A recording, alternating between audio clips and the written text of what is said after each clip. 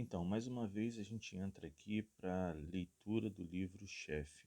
Bom, espero que vocês tenham gostado da última leitura. A gente falou sobre os crimes, né, que eram cometidos. Crimes que eu digo porque eram retirados valores altíssimos antes de qualquer votação importante no Congresso. Antes de qualquer projeto passar no Congresso, eram retirados do Banco Rural, Banco do Brasil, do Banco BMG, em espécie, valores altíssimos. E caiu o Silvio Pereira, secretário-geral do PT, como a gente havia falado antes, e hoje a gente vai falar sobre a queda do, se eu não me engano, é do Delúbio. Caiu o Delúbio Soares. A gente vai falar sobre o dia 5 de julho de 2005, quando caiu o Delúbio Soares. Bom, essa é a história. Cai Delúbio Soares, o tesoureiro do PT acusado de tantas falcatruas. O afastamento é disfarçado de pedido de licença. Delúbio Soares desliga-se do PT, mas trata de proteger o presidente do partido, José Genuíno. Isenta-o de qualquer responsabilidade nas decisões da área financeira do partido e manda a surrada cantilena. Acusa conservadores e setores da direita pelo escândalo do mensalão. Insiste, tudo não passa de manobra, cuja orquestração tem o objetivo de aprovar o impeachment de Lula. É golpe. Lembra dessa história do golpe? Então, tudo é golpe. Eles fazem as besteiras, eles roubam, eles compram pessoas, compram o Congresso, distribuem dinheiro à torta e à direita, dinheiro público, desvio de verbas públicas, e no final é golpe. Tá? Essa é uma estratégia muito antiga. Integrante do campo majoritário do PT, Delúbio Soares é considerado por correligionários e gente do próprio governo um homem-bomba. Sabe demais. Sempre teve fortes ligações com Lula. A amizade com o presidente vem de tempos de sindicalismo. Foi dirigente da CUT. Em 2020 entrou para a direção executiva do PT. Lula era o presidente de honra do PT. Participou de reuniões no Palácio do Planalto. Sem ocupar cargo no governo, foi convidado para eventos oficiais. Esteve na comitiva de Lula em viagem à África. O líder do PMDB na Câmara, deputado José Borba, do Paraná, volta atrás e agora admite conhecer Marcos Valério. José Borba, aliado do governo Lula, divulga nota à imprensa para refutar qualquer comportamento ilegal. O resultado é desastroso.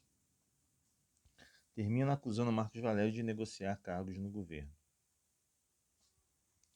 Pessoal, mentira tem pernas curtas, né? E não há nada em oculto que não venha a ser revelado. A gente que tem o costume de ler a Bíblia, a gente sabe disso. E as pessoas elas acabam entrando em contradição. Quando elas mentem muito, elas vão entrando em contradição com a sua própria mentira. E é o que acontece.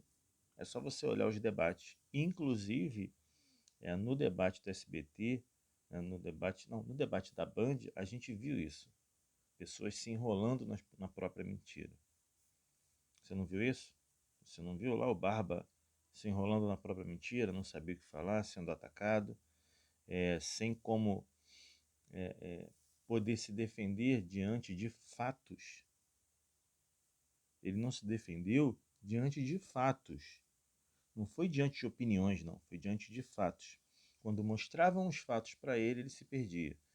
Inclusive também com o William Vac, né? Foi com o William Vac. Que o William Vac na CNN perguntou para ele sobre a dívida, né, do PT, e ele, não foi isso não, e ficou procurando papel, não achou papel nenhum, se perdeu, simplesmente fala que não foi isso e acabou. E aqui, como a gente vê no texto, eles já tentam colocar a culpa nos conservadores, ou seja, tudo é golpe. Eles fazem a besteira, depois eles dizem que é golpe. Então, vamos continuar aqui a leitura. Eu preciso desabafar também quando eu leio essas coisas e eu preciso falar com vocês, né? Não que seja a primeira vez que eu estou lendo esse livro, eu já li esse livro, eu estou relendo esse livro para vocês, mas o sentimento ele persiste, né? Sentimento de injustiça, de engano, porque acredite, pessoal, eu já votei nesse cara, eu votei no Lula, já votei nele acreditando mesmo. Eu era novo, né? Eu era um jovem e eu acreditava nisso aqui. Infelizmente, a gente teve o engano, né? A gente teve o que merecemos por causa da nossa ingenuidade. Se a gente estudasse um pouquinho mais os movimentos sindicalistas e tudo, estudasse um pouquinho mais sobre esse larápio, a gente não teria tomado algumas decisões que tomamos no decorrer da vida, né? Até principalmente na questão do voto. Esses dias eu recebi um folhetinho, né? Agora voltando aqui, só para justificar o que eu estou falando. Eu recebi um folhetinho de um candidato a deputado federal. E nesse folhetinho eu vi lá, poxa, da minha região, legal. E ligando a televisão, passando os canais, apareceu propaganda dele.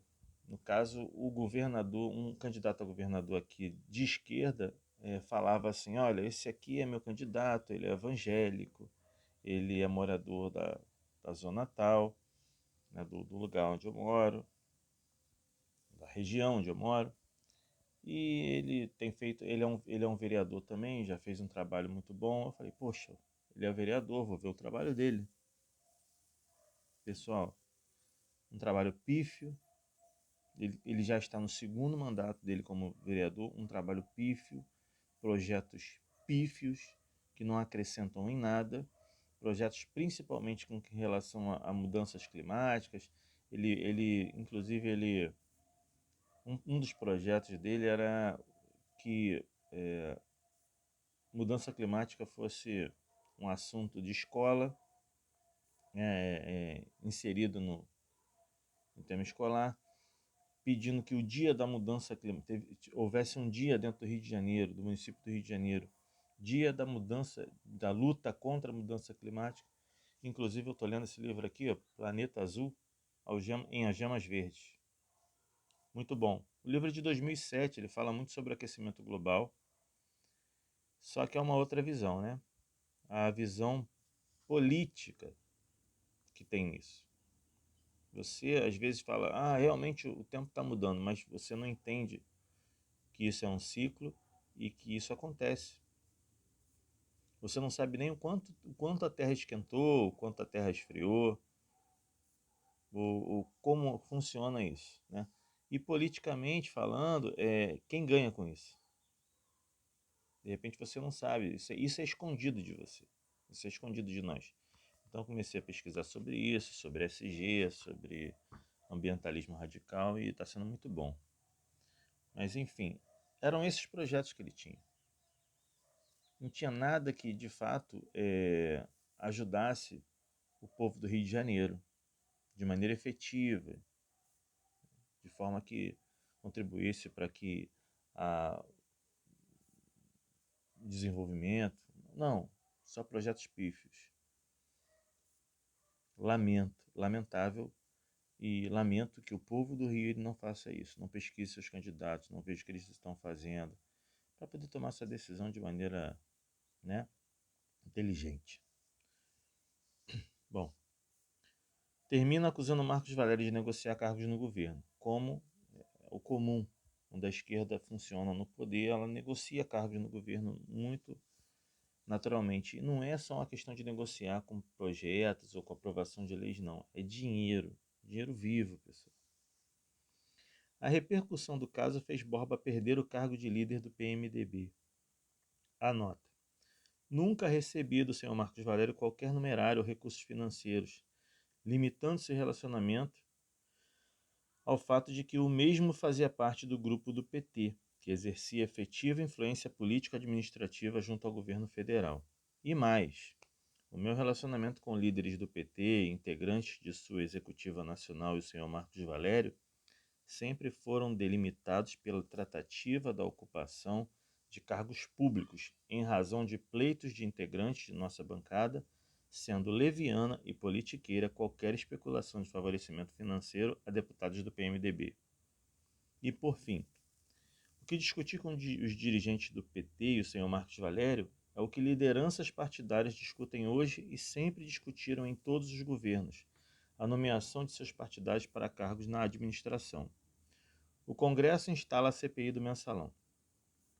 Mais uma derrota do governo. Durante 10 dias, a bancada governista orientada pelo Palácio do Planalto tentou impedir a comissão do inquérito. Em seu lugar, propunha apurar a compra de votos com a alegação de que era preciso investigar a reeleição do ex-presidente Fernando Henrique Cardoso, do PSDB de São Paulo, ocorrida em 1998. Agora, com 3 CPIs em funcionamento, muda a tática do governo. A base aliada parte para confundir as investigações, tumultuar os processos, dispersar os trabalhos e cansar a opinião pública. Desmoralizar as CPIs. Esse é o modus operandi da base do governo quando ele é de esquerda e da base da oposição quando é de esquerda. A gente viu isso nas CPIs de Covid.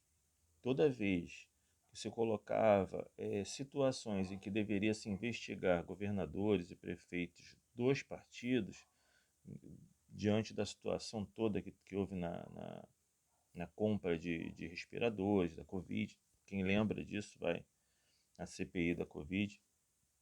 Quem lembra disso vai entender.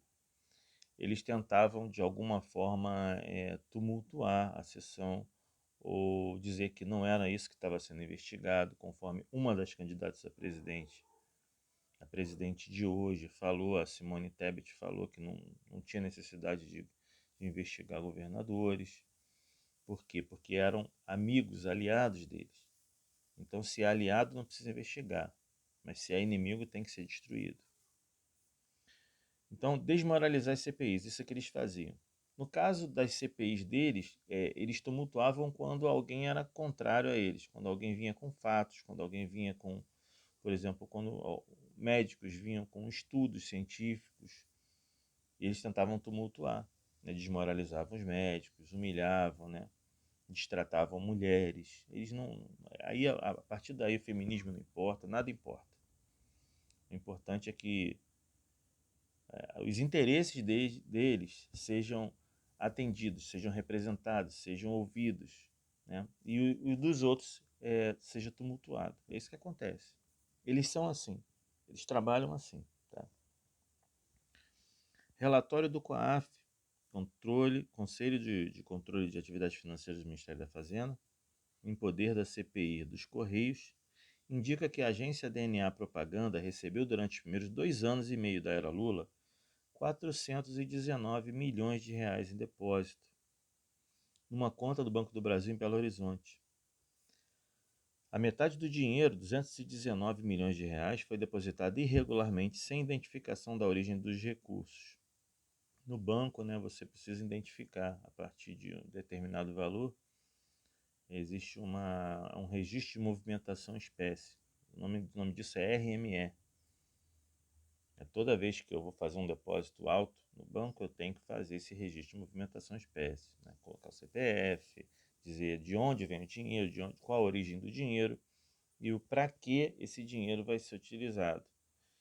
E eles, pelo que eu estou lendo aqui, foi depositado irregularmente, sem identificação da origem dos recursos. Então a origem não interessa, o importante é que foi depositado e isso é ilegal, tá, pessoal? Para quem não conhece aí como se faz operações bancárias. O expediente contraria a legislação de combate à lavagem de dinheiro, que obriga os bancos a obter declarações dos clientes sobre a origem de depósitos com valores superiores a 100 mil, viu? Eu falei. Além disso, hoje em dia eu acho que é bem menor, tá? Acho que é 10 mil você já tem que declarar.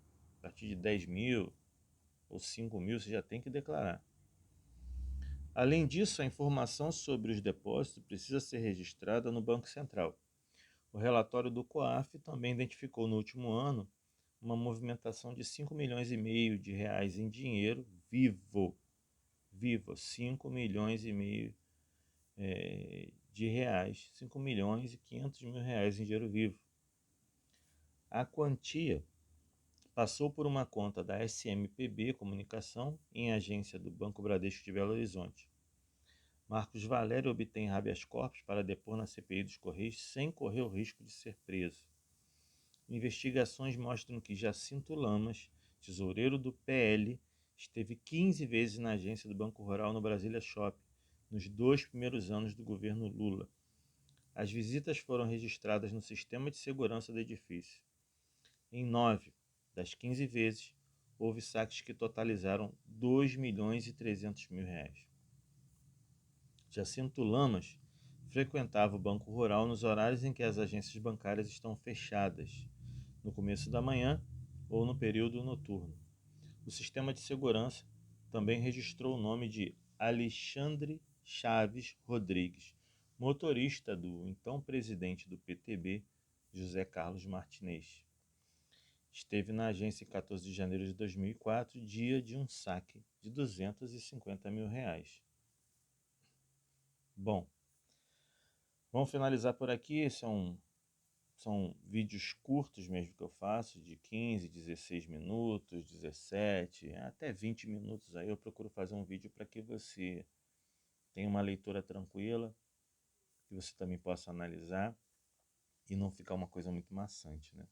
A gente fica aqui, imagina, 1 hora lendo um livro e 1 hora lendo sobre corrupção, tendo ânsias de vômito, né, em relação a esse tipo de proceder, tendo nojo, ojeriza, esse tipo de proceder que alguns dos governantes, né, que tiveram no poder fizeram aí, brincaram com dinheiro público, brincaram com dinheiro público, a saúde, transporte, estou falando assistência médica, né, saúde você tem ou não tem, né? Não é uma coisa que a gente tem direito. A gente deveria ter direito. Acho que tem até um erro na Constituição que não é saúde, né? A gente não tem direito à saúde, a gente tem direito à assistência médica. Que saúde, você tem direito à saúde, você fica doente. Se uma doença é incurável, você vai processar o governo. Não, olha só, eu tenho direito à saúde. Eu estou com uma doença incurável, eu vou processar o governo, então, porque o meu direito é essa. Não, você tem direito à assistência médica. Isso é só um erro. Eu acredito que é um erro de português, né? Um erro na hora de redigir. O brasileiro ele tem direito à assistência médica. E saúde ou você tem ou você não tem. Mas enfim, isso é uma besteira. Saúde, educação, segurança, né? Assistência médica, educação, segurança, direito de defesa, tudo isso foi tirado da gente, né? Direito de legítima defesa, de propriedade privada, tudo isso a gente tem direito. Tudo isso a gente tem direito. Alimentação, né? Enfim. E tudo isso a gente tem direito e nos foi tirado aí, né? Nos foi tirado por quê, Paulo? Por que você está falando que foi tirado? Foi tirado porque foi desviado. Valores desviados, né? Para garantir que os interesses desses governantes que querem voltar ao poder agora, novamente, distribuir cargos, distribuir nosso dinheiro de novo, para que atendesse os interesses deles. Infelizmente, pessoal, isso está acontecendo. Eles querem voltar ao poder e atender os interesses dos parceiros, né? Quando você vê a quantidade de dinheiro que é gasto em campanhas milionárias, você sabe que existem muitas pessoas por trás disso e que essas pessoas é um endividamento, né, que eles fazem para ganhar a eleição. E ganhando a eleição é favor para tudo quanto é lado, não tem jeito. Ele vai ter que prestar favor a muita gente. E é aí que entra o povo, é aí que entra o nosso dinheiro, é aí que entra os gastos públicos com dinheiro público. Se você gostou do vídeo, compartilhe o vídeo, aproveite e mande para o máximo de pessoas possíveis, inscreva-se no canal e vamos trabalhar para que esse país não seja entregue novamente nas mãos dessa quadrilha, né? Dessa quadrilha cujo chefe a gente sabe que já esteve no poder e sabe do que ele é capaz de fazer, tá bom? Fiquem com Deus, Deus abençoe vocês e até o próximo vídeo.